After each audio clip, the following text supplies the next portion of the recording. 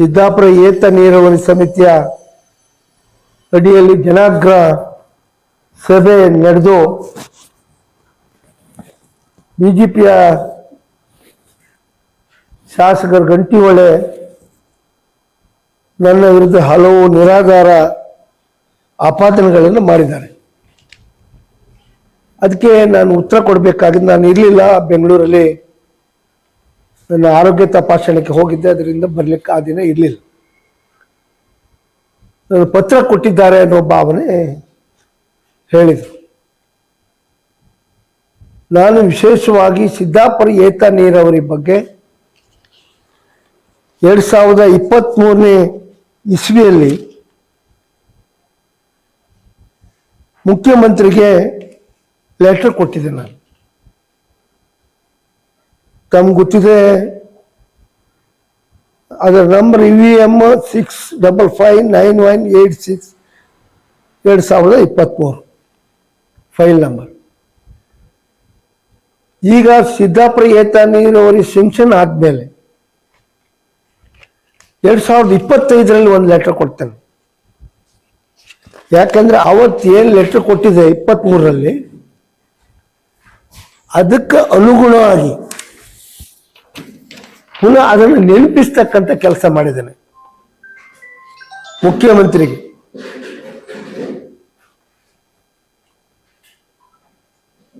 ರೈತರ ಜನ ಕೃಷಿ ಚಟುವಟಿಕೆ ಸ್ಥಗಿತವಾಗಿರುವುದರಿಂದ ಸಿದ್ದಾಪುರ ಏತ ನೀರಾವರಿ ಹೊಳೆಶಂಕರ ದೇವಸ್ಥಾನದ 600 ಮೀಟರ್ ಕೆಳಭಾಗ ನದಿ ಪಾತ್ರ ಸ್ಥಳಾಂತರ ಮಾಡುವಂತೆ ಮನವಿ ಕೊಟ್ಟಿದ್ದೇನೆ. ಆವತ್ತು ಕೊಟ್ಟಿದ್ದು ನಾನು ಏನು ಕೊಟ್ಟಿದ್ದೇನೆ, ಈ ಎಲ್ಲ ಓದಕ್ಕೋ ಹೇಳಕ್ ಹೋಗುದಿಲ್ಲ. ಈ ಹಿನ್ನೆಲೆಯಲ್ಲಿ ಎಲ್ಲ ಹೆಡ್ ವರ್ಕ್ ಜಾಕ್ವೆಲ್ ಇದೆಯಲ್ಲ, ಹೆಡ್ವೆಲ್ ಜಾಕ್ವೆಲ್ ಕಾಮಗಾರಿಗಳ ನದಿಯಲ್ಲಿಯೇ ಪ್ರಾರಂಭಿಸುವಂತೆ ಕೇಳಿಕೊಳ್ಳುತ್ತೇನೆ. ಲಾಸ್ಟ್ ಪೇಜ್ ನನ್ನ ಕೆಳಭಾಗದಲ್ಲಿ ನಾನು ಆವಾಗಲೇ ಆಗ್ರಹ ಮಾಡಿದೆ. 23ರಲ್ಲಿ ಅದು ಸ್ಯಾಂಕ್ಷನ್ ಹಾಕಿದ್ರ ಮೊದಲೇ ಕೆಳಗೆ ಪ್ರಾರಂಭ ಮಾಡ್ಬೇಕಂತ ನಾನು ಆವತ್ತು ಲೆಟರ್ ಕೊಟ್ಟಿದ್ದೇನೆ. ಅದಕ್ಕೆ ಪೂರ್ವವಾಗಿ ಒಂದು ಲೆಟರ್ ಕೊಟ್ಟೆ 25. ಮುಖ್ಯಮಂತ್ರಿ ಅದು ಸ್ಥಳ ಪರಿಶೀಲನೆ ಮಾಡಿ ರದ್ದು ಮಾಡಿ ಅಂತ ಎಲ್ಲೂ ಬರಲಿಲ್ಲ ಮುಖ್ಯಮಂತ್ರಿ. ರೈತರ ಭಾವನೆಗಳಿಗೆ ಸ್ಥಳ ತನಿಖೆ ಮಾಡಿ ರಿಪೋರ್ಟ್ ಕೊಡಿ ಅಂತ ಬರೆದಿದ್ದಾರೆ. ಇಲ್ಲಿ ಬೇಕಾದ್ರೆ ಕಾಪಿ ನೀವು ಓದಿ ನೋಡಿ, ಇದಿದೆ ಮುಖ್ಯಮಂತ್ರಿಗಳು ಕೊಟ್ಟಿದ್ದ ಭಾಗ.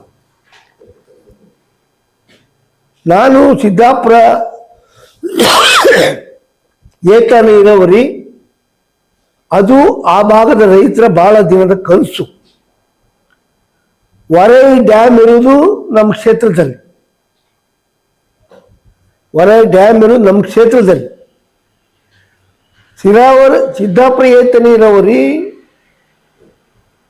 ಮೂಲ ಡ್ಯಾಮಿನ ಹತ್ರ ಮಾಡೋದ್ರಿಂದ ನಮ್ಮ ಈ ಭಾಗದಲ್ಲಿ ಸೌಕೂರು ಏತ ನೀರಾವರಿ ಇದೆ, ಅದೇ ನದಿಗೆ ಸಂಬಂಧಪಟ್ಟದ್ದು ಅಲ್ಲ. ಬಲದಂಡೆ ಯೋಜನೆ, ಶಂಕರನಾಳದಿಂದ ಅಂಪಾರು ಬಲದಂಡೆ ಯೋಜನೆ ಎಸ್ಟಿಮೇಟ್ ಆಗಿ ಹೋಗಿದೆ. ಉಪಮುಖ್ಯಮಂತ್ರಿಗಳು ನೆಕ್ಸ್ಟ್ ಬಜೆಟ್ ಅಲ್ಲಿ ತಕೊಳ್ತಾನಂತ ಲೆಟರ್ ಅನ್ನು ಕೊಟ್ಟಾಗ ಹೇಳಿ ಅದನ್ನ ಪೆಂಡಿಂಗ್ ಇಟ್ಕೊಂಡಿದ್ದೇವೆ. ಇದೆಲ್ಲ ಸಕ್ಸಸ್ ಆಗ್ಬೇಕಿದ್ರೆ ಸಮುದ್ರಕ್ಕೆ ಹೋಗುವ ನೀರನ್ನ, ಆ ನೀರನ್ನ ಸಿದ್ದಾಪುರ ಏತ ನೀರಾವರಿಗೆ ಉಪಯೋಗಿಸ್ಕೊಳ್ಬೇಕು ಅಂತ ಆಗ್ರಹ ಮಾಡಿದ್ ಬಿಟ್ರೆ, ಸಿದ್ದಾಪುರ ಏತ ನೀರಾವರಿ ರದ್ದು ಮಾಡಿ ಅಂತ ಎಲ್ಲೂ ನಾವು ಇವತ್ತು ಸಹ ಸಿದ್ದಾಪುರ ಏತ ನೀರಾವರಿ ಆಗ್ಬೇಕು. ಆದ್ರೆ ನಾವು ಕೇಳ್ತೀವಿ, ಸಿದ್ದಾಪುರ ಏತ ನೀರಾವರಿ ಯೋಜನೆ ಇವತ್ತು ಸಿದ್ದಾಪುರದಿಂದ ಆಜ್ರಿ ಮೂಲಕ ಬಾಂಡ್ಯ, ಕೊಡ್ಲಾಡಿ, ನೇರಲಕಟ್ಟೆ ತನಕ ನೀರು ಬರ್ತದೆ. ತಾವು ನೇರಲಕಟ್ಟೆ ಸೌಕೂರು ಏತ ನೀರಾವರಿ ಹತ್ರ ಇದೆ, 1 ಕಿಲೋಮೀಟರ್ ಒಳಗೆ ಸೌಕೂರು ಏತ ನೇರಲಕಟ್ಟೆಗೆ ಸೌಕೂರು ಏತ ನೀರಾವರಿಯನ್ನು ಕೊಟ್ಟು ಅದೇ ಹತ್ರ, ಇಷ್ಟು ದೂರದಿಂದ ಬರಬೇಕಾಗಿಲ್ಲ. ನಾವು ಕೇಳೋ ಆಜ್ರಿಯ ಬಲಭಾಗದಲ್ಲಿರುವ ರೈತರಿಗೆ ನೀರು ಕೊಡಲಿಲ್ಲ, ಲೆಫ್ಟಿನವ್ರಿಗೆ ಮಾತ್ರ ಕೊಟ್ಟಿದ್ರಿ. ಕೆಳಬಾಂಡಿಯವ್ರಿಗೆ ಬಡವರು ಇರ್ತಾರೆ, ಕರ್ಮನಿ ಬಡವರು ಜನ ಇದ್ದಾರೆ. ಆ ಭಾಗದ ಆಜ್ರಿಯ ರೈಟ್ ಸೈಡ್ ಪೂರಾ ಬಡ ರೈತರು, ಅವ್ರಿಗೆ ಒಂದು ಇಂಚ್ ನೀರಿಲ್ಲ. ಹೊಸಂಗಡಿಯಲ್ಲಿ 8% ಅಲ್ಲ ಕೆರೆಗೆ 8% ನೀರು ಕೊಡ್ತೀರಿ. ಹೊಸಂಗಡಿ ಆದಿರಿ ಹೊಸಂಗಡಿ ಭಾಗದಲ್ಲ, ಹೊರ ಇರುವುದೇ ಹೊಸಂಗಡಿ ಭಾಗದಲ್ಲಿ. ಆ ಭಾಗದ ರೈತರ ಬೇಡಿಕೆ ಇದೆ. ಎಡಮಗಿ ಹೊಸಂಗಡಿ ಭಾಗದ ರೈತರಿಗಿದೆ. ಸಿದ್ದಾಪುರ 2-3 ವಾರ್ಡಿ ಮಾತ್ರ ನೀರು. ಇಡೀ 70% ಸಿದ್ದಾಪುರಕ್ಕೆ ನೀರಿಲ್ಲ. ನಾವು ಆಗ್ರಹ ಮಾಡೋದೇನೆಂದ್ರೆ ಸಿದ್ದಾಪುರ ಏತ ನೀರಾವರಿಯನ್ನ ತಾವು ಸ್ವಲ್ಪ ತಜ್ಞರನ್ನ ಕರೆಸಿ ಮುಖ್ಯಮಂತ್ರಿ ಹತ್ರ ಅದನ್ನು ಸಮೀಕ್ಷೆ ಮಾಡಿ, ತಾವು ಅದನ್ನು ಸರ್ವೆ ಮಾಡಿ, ಅದನ್ನ ನೀರನ್ನ ಎಲ್ಲ ರೈತರಿಗೆ ಕೊಡುವಂತ ಕೆಲಸ ಏತ ನೀರಾವರಿ ಮೂಲಕ ಆಗ್ಬೇಕು ಆಗ್ರಹ ಮಾಡಿದೆ. ಬಿಟ್ರೆ ಎಲ್ಲೂ ಸಿದ್ದಾಪುರ ಏತ ನೀರು ರದ್ದು ಮಾಡಿ ಅಂತ ನಾವು ಸರ್ಕಾರಕ್ಕೆ ಮುಖ್ಯಮಂತ್ರಿಗೆ ಮನವಿ ಕೊಡಲಿಲ್ಲ.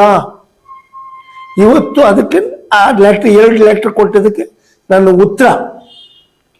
3ನೇದು ಮೊನ್ನೆ ಅವ್ರ ಮೀಟಿಂಗ್ ಅಲ್ಲಿ 20 ಹೇಳಿದ್ರು ಭಾಷಣ ನೀರಾವರಿ ಯೋಜನೆ ಬಗ್ಗೆ. ರಾಶಿ ವೆಂಟೆ ಡ್ಯಾಮ್ ಅನ್ನ ತಾವು ತಂದು ಹಾಕಿದ್ರಿ. ನೀವು ರಾಶಿ ವೆಂಟೆ ಡ್ಯಾಮ್ ತನ್ನಿ, ನಾವು ಇಲ್ಲಿ ಅದನ್ನ ಅಂದ್ರೆ ಅನುಷ್ಠಾನ ಮಾಡ್ತೇವೆ ಅನ್ನೋ ಮಾತನ್ನ ಹೇಳ್ತೀನಿ. ನಾನು ಗಂಟಿಹೊಳೆಯವ್ರಿಗೆ ಒಂದು ಪ್ರಶ್ನೆ ಕೇಳ್ತೇನೆ. ಭಾಷಣದಲ್ಲಿ ರಾಶಿಯ ಕೃತಿಯಲ್ಲಿ ಇದೆಯಾ?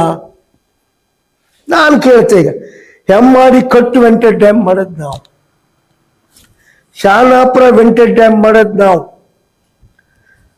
ಬಿಜೂರ್ ಉದಯಬೆಟ್ಟು ವೆಂಟೆ ಡ್ಯಾಮ್ ಮಾಡೋದು ನಾವು, ಸುಬ್ಬರಾಡಿ ವೆಂಟೆ ಡ್ಯಾಮಿಗೆ 13 ಕೋಟಿ ಸ್ಯಾಂಕ್ಷನ್ ಮಾಡಿದ ಮೇಲೆ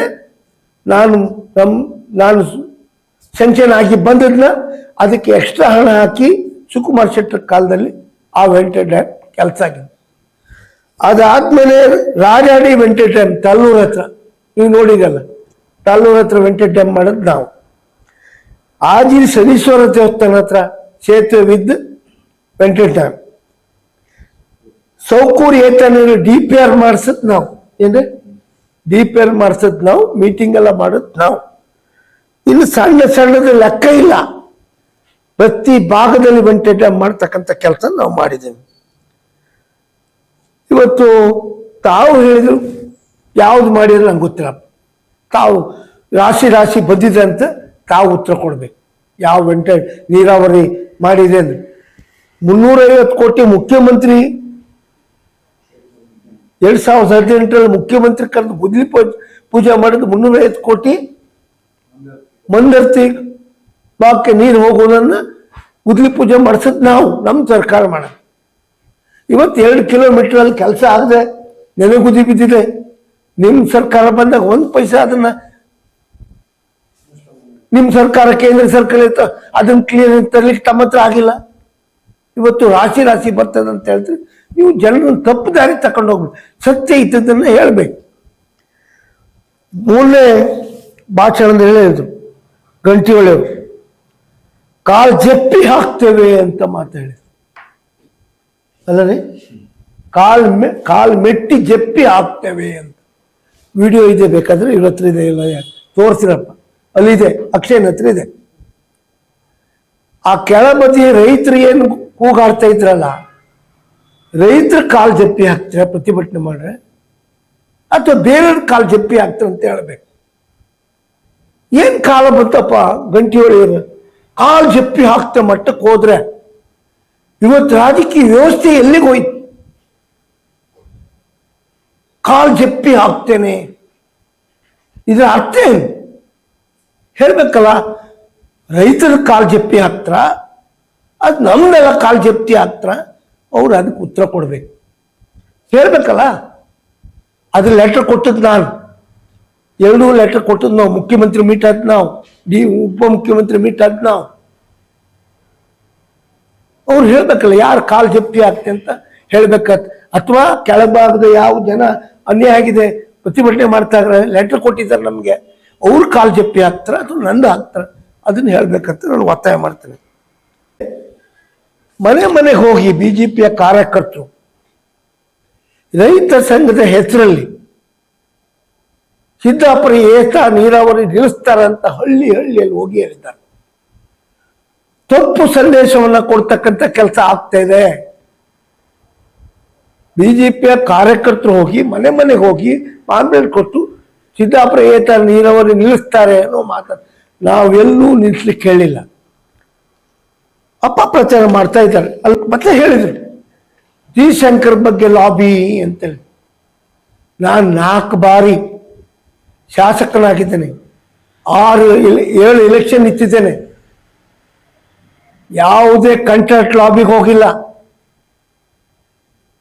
ಕಾಂಟ್ರಾಕ್ಟೇ ಬೇರೆ, ನಾನು ಸ್ವಂತ ದುಡಿಮೆಯಿಂದ ಹೋಟೆಲ್ ಉದ್ಯಮದಿಂದ ನನ್ನ ದುಡ್ಡನ್ನು ಹಾಕಿ ರಾಜಕೀಯ ಮಾಡಿದೆ ಬಿಟ್ಟರೆ ಯಾವೊಬ್ಬ ಕಾಂಟ್ರಾಕ್ಟರ್ಗೆ ನನ್ನನ್ನು ಮಾರ್ಕೊಳ್ಳಕ್ಕೆ ಹೋಗಿಲ್ಲ.